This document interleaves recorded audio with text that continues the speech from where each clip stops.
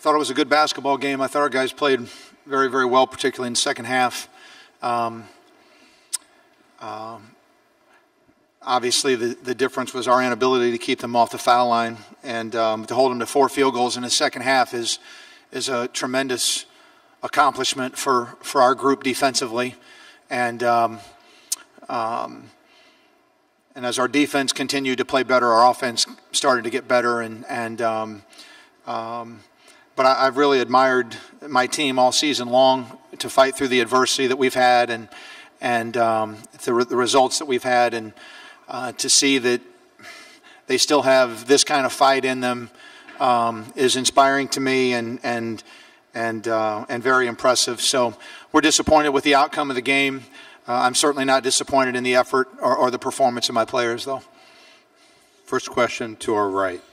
Hi, Kevin. I know your season just ended, but what kind of concern do you have about your job status, considering the way this year went and all the speculation kind of at the end of the year? I don't have a whole lot of concern because I don't try not to worry about things I can't control, and that's not in my control. So I worry about these guys. That's what I spend my time worrying about. Middle of the room. Yeah, Kevin. The team that you saw today, and with the way that they played, how closely did it resemble the team you believe that they can consistently be capable of being? You talking about next year? Oh no, even just throughout this year too. The team that you saw today, how closely did it resemble the team that they could have been this year on a consistent basis? I think that the team that I saw today was a team that continued to progress and continued to play hard and practice hard and be coachable.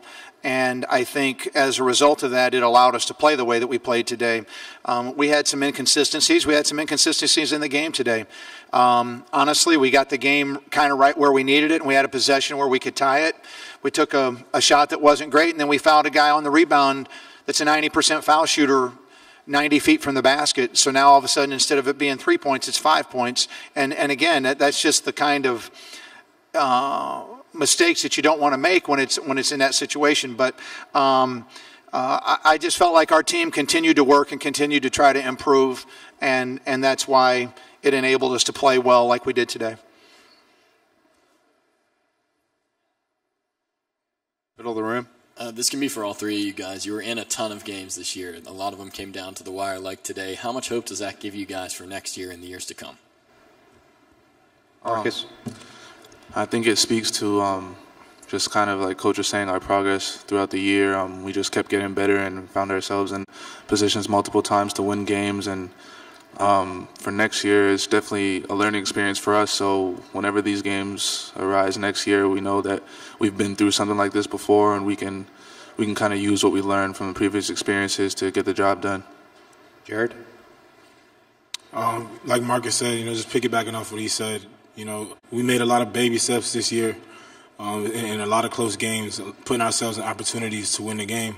And I think, building on next year, with the guys we have and our coaching staff, we can take big steps, and learn how to, like Marcus said, just get the job done when we're put in those adverse situations again.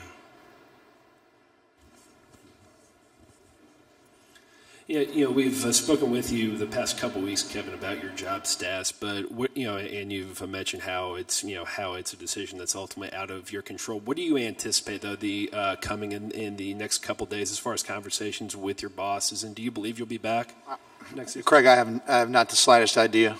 I have not the slightest idea, and I have not the slightest idea what to expect. So I know about as much as you do. Any other questions? Front row.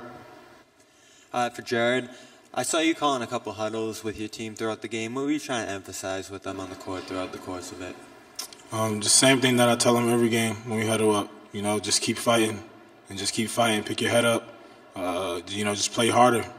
The little things that I see in the game, if we miss the box out here or there, just things like that. Just trying to keep everybody on the same page so we can play as a unit. for Jared and Marcus both, this has obviously been a difficult season. But when you guys look back on it now, and even years from now, what do you think that you'll see where you kind of look at it and see that as maybe a bit of a highlight or a point of consolation? Jared? Just like I said before, just learned a lot of things this year. Just learned, multiple situations. It being my first year, along with a lot of the young guys, our first year, playing at this level, you learn a lot of new things. Things that you think you knew might seem a little different when you watch it, from home. So I just think things like that are a lot of things we picked up. And I think, going forward and looking back on this season, it's just be something to build on, a learning experience, so that when you're put in situations again, you can overcome them. Anybody else? How much would you say the loss of Ryan contributed to ultimately what became a winless ACC season? Go ahead. Ryan is definitely a key piece to our team. Anybody who's seen us play before since the beginning of the season knows that he's a great player who pretty much just does everything, is always steady, and is kind of like a rock on the court for us. So the loss of him was definitely pretty big and definitely affected our team, but he continued to be at practice with us and trying to help us grow as a team without him, and so that we could play our best without him. But looking forward to next year. Can't wait to have him back, and I'm excited for what next year could be. I'm sorry, was that directed to me? I couldn't tell. You want me to answer? Okay. I think that I don't have a crystal ball, but I firmly believe that we would not have gone winless with Ryan on our team. I think that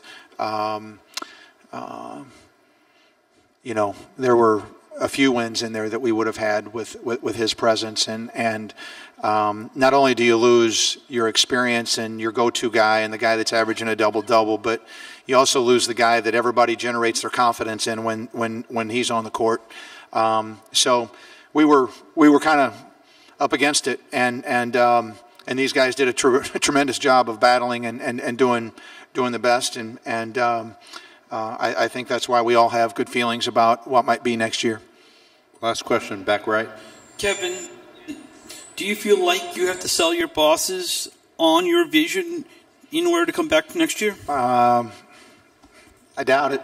I think they know what my vision is. I think that's already been communicated.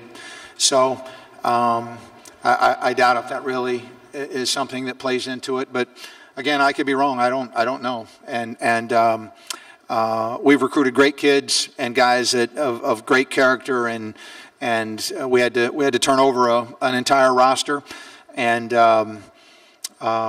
we knew this was going to be a little bit of a tough season. We didn't know it would be this tough. We didn't know we would lose Ryan, but it is what it is, and I'm certainly not ashamed of it or apologetic for it. I'm proud of these guys. I'm proud of their character and their efforts and who they are as human beings and what they've done in the classroom and what they've done in the community and all the great things that they've done that don't show up in a final score during a game or after a game. So